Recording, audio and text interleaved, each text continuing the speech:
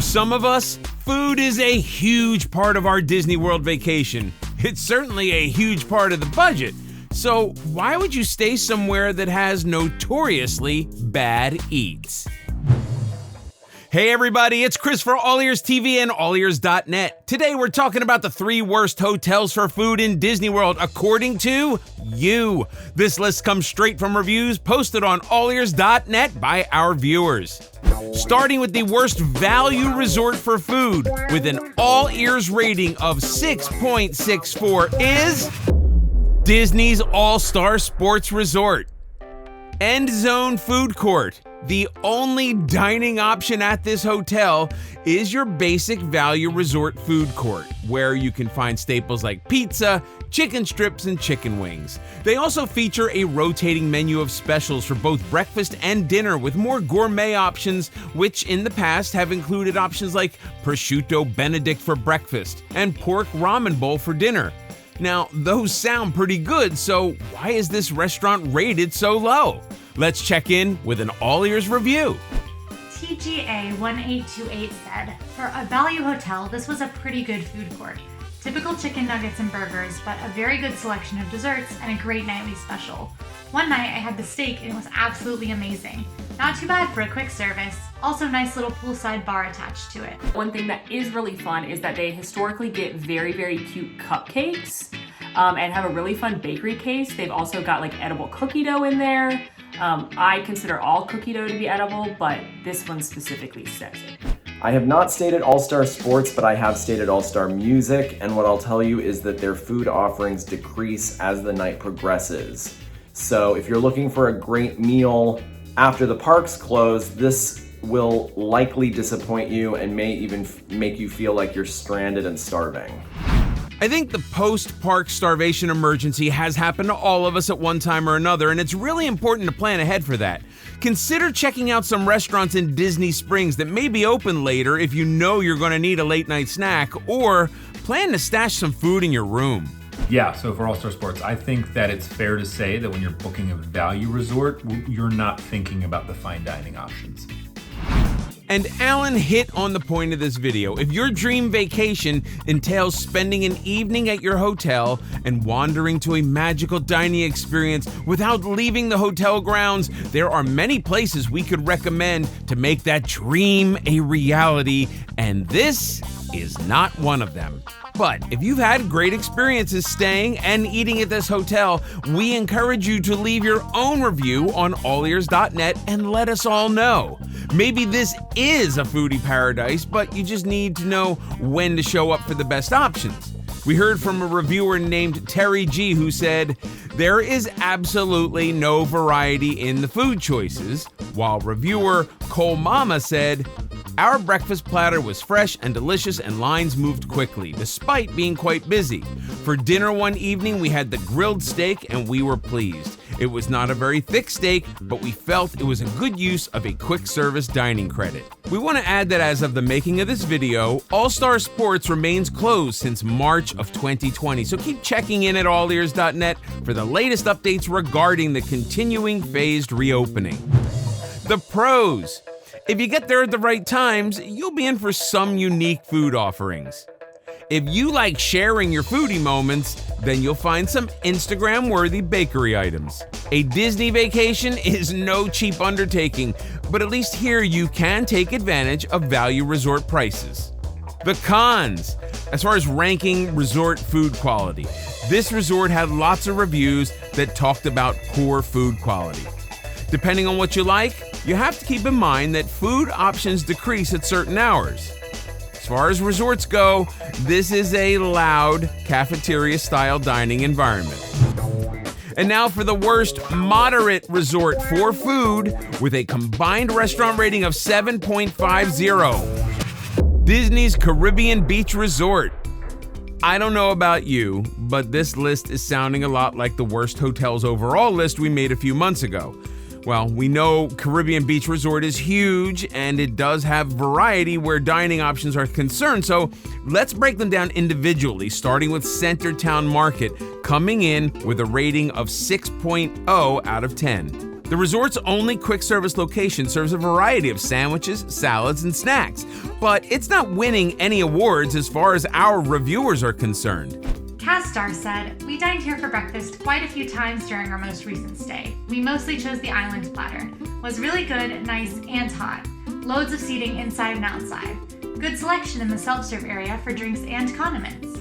Okay, here's the deal. That was a good review, but the reviewer still only gave it a 6 out of 10. The problem we have is, it's the only review of Centertown Market. So if you've eaten here and agree or disagree with that rating, head over to AllEars.net to leave your own review and let us know in the comments. Next up, Sebastian's Bistro with a rating of 8.5. Located on the old Port Royale waterfront, the menu blends Latin and Caribbean flavors together with market-fresh ingredients. Anonymous said, "We decided to try Sebastian's on my most recent trip to Walt Disney World in January 2020. It is conveniently located to Epcot Hollywood Studios thanks to the Skyliner hub on site. We didn't expect much from Sebastian's, but it truly blew us out of the water. The Taste of the Caribbean is an incredible option if you want to try a little bit of everything. The atmosphere is very calm and relaxing with great views of the water and the new Riviera Resort. The service was also great, and our food didn't take too long to arrive at our table. It is also pretty easy to snag a reservation here. If you're looking for a relaxing dinner, Sebastian's is the perfect option." Now, this restaurant is currently closed, so we aren't sure what specific items will be on the menu when it returns or how the quality might change. A reviewer named Kazstar said, "Decided to try this restaurant during our last stay at CBR. We didn't know what to expect. Was convenient for us to get back to our room after a busy day at the park. Tried the Taste of the Caribbean, the jerk chicken, and the tilapia. The tilapia was best, surprised me, as I'm not keen on seafood." Next up, we have Spyglass Grill, coming in with a rating of 8. This walk-up quick-service location offers breakfast, lunch, and dinner and features popular American foods infused with classic Caribbean flavors. Castar says, "Amazing hidden away quick service. Tried the tacos and chorizo burger. Burger was the best, but all really good." For Caribbean Beach, specifically for the Spyglass Grill, I think it's nice that they gave you an option that you don't have to trek all the way back to the main dining room to actually engage with. So yeah, I think it's nice. Also, don't miss out on the cream cheese guava stuffed French toast for breakfast, which is stuffed with guava cream cheese and topped with fresh strawberry guava and cream cheese sauces. I may have just cried a little. Interestingly, we got a lot of feedback from our team claiming this hotel's pool bar and lounge, the Banana Cabana, is actually their favorite place to get food at Caribbean Beach. Featuring delicious sounding dishes like their chili con queso, as well as a jerk chicken sandwich. What makes this a little complicated for us is the fact that Banana Cabana's review page on AllEars has literally no reviews. The food is fine at Caribbean Beach. If I was gonna pick a spot to eat, it would be the Banana Cabana, which is a pool bar, but it's also a full service lounge. And they've got jerk chicken on the menu in a lot of various forms, which I love jerk chicken. So I had like jerk chicken on loaded fries, which was delicious. But when I went to the AllEars website, there weren't any reviews of Banana Cabana, which was very surprising. So go leave your reviews. I'm not allowed to. I'm not a reader. I need you guys to go do it. So go leave your reviews on Banana Cabana. Like Molly, I would probably recommend Banana Cabana. I think after a day in the parks, it's a really awesome spot to get a drink and a meal and to relax. The pros. For a moderate resort, you get a variety of dining options. Overall, this resort offers good quality food for the price. Some very unique, dare we say, potentially future icon status worthy menu items. The cons. This is a huge resort, which means you may be far from your favorite restaurant of choice. Unfortunately, the quality of food can really fluctuate, so your meal might be hit or miss. With so many options, you may feel like there are an overwhelming number of restaurant choices. And finally, the worst deluxe resort for food, according to our AllEars reviewers, with a combined restaurant rating of 7.44 is Disney's Beach Club Resort. Okay, this one's going to rustle some feathers.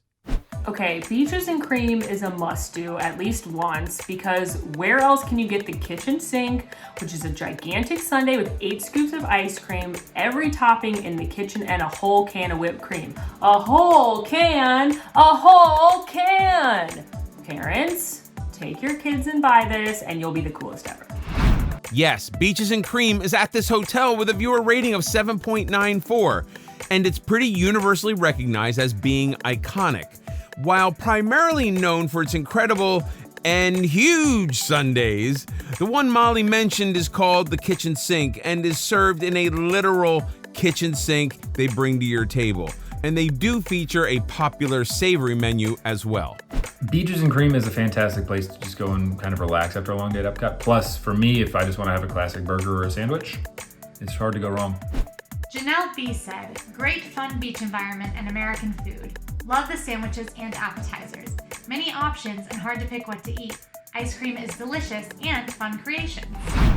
Next up at Beach Club, we have Beach Club Marketplace with a rating of 7.25. Serving as this hotel's quick service location, they offer limited breakfast items, sandwiches, flatbreads, soups, as well as pre-packaged sandwiches and salads, desserts, and drinks. While people say they like the breakfast at this location, reviews for lunch and dinner were a lot less enthusiastic. A viewer named Feeny20 said, this location has a very limited menu. We arrived at the resort late and were hoping for something to eat, but all they offered was 2 flatbreads and a build-your-own salad option, none of which appealed to our party after a long day of travel. Next up, also at Beach Club, we have Cape May Cafe with a viewer rating of 7.5. The Cape May Cafe, when it's open, hosts a daily character breakfast buffet featuring Goofy and his friends in beach attire. In the evening, the cafe hosts a clam bake buffet without the characters and features a rotating weekly menu of pastas and various seafoods. Tink1027 said, my favorite place at Walt Disney World. I have been to both breakfast and dinner and loved both. The characters at breakfast are so cute in their beach attire. The buffets at both meals offer everything you could want. Love the atmosphere and decor. The decor Tink speaks of features a beach and waves motif in pastel colors and might not be everyone's taste. If you like the Golden Girls set, you will love this decor. And if you grew up with parents who lived in Cape May, New Jersey, yeah, like I did, then you'll kind of have a handle on it. Skip Arena said, we really loved this restaurant. If you love snow crabs, this is the place for you. While Oscar added, a huge part of the buffet is covered with various types of breads. Cornbread was extremely dry, which has pushed the carving station into a very small corner.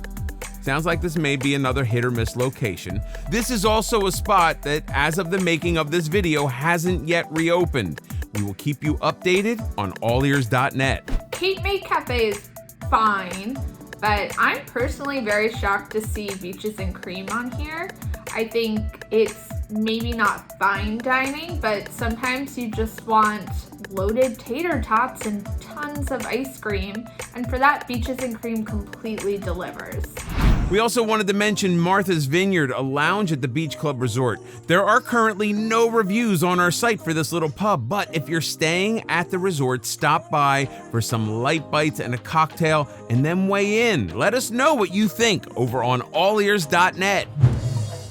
The pros. This is the home of the cult fan favorite Beaches and Cream. You cannot argue with the awesome power of the kitchen sink sundae. During normal times, you'll find the resort character breakfast right here. If you are a fan of seafood, then that clam bake buffet might just be your jam. The cons? As far as quick service menus go, this one has a very limited menu. The seafood buffet has had reports of unreliable quality. You used to be able to grab sundaes and milkshakes at a walk-up window at Beaches and Cream, but the window is now closed, so you'll need to snag a reservation. So is your favorite hotel for food on this worst list? Or were your fellow viewers pretty spot on? Tell us what you think in the comments below. Head over to AllEars.net, leave your own reviews of these resorts or any resorts on property you love, or wish you loved more, or places you really didn't like. At the end of the day, your opinions are all that matter to us, and who knows, your review might just make it into a future episode. If you like this video, please go ahead and click that thumbs up. Be sure to stay tuned to All Ears TV and AllEars.net for more Disney news. Follow us on Instagram at AllEars.net. New to the channel? Check out our other All Ears videos right here, and please subscribe to AllEars.net. You clang that little notification bell and you will immediately get notified when we post a new video. This is Chris for All Ears TV. See you next time.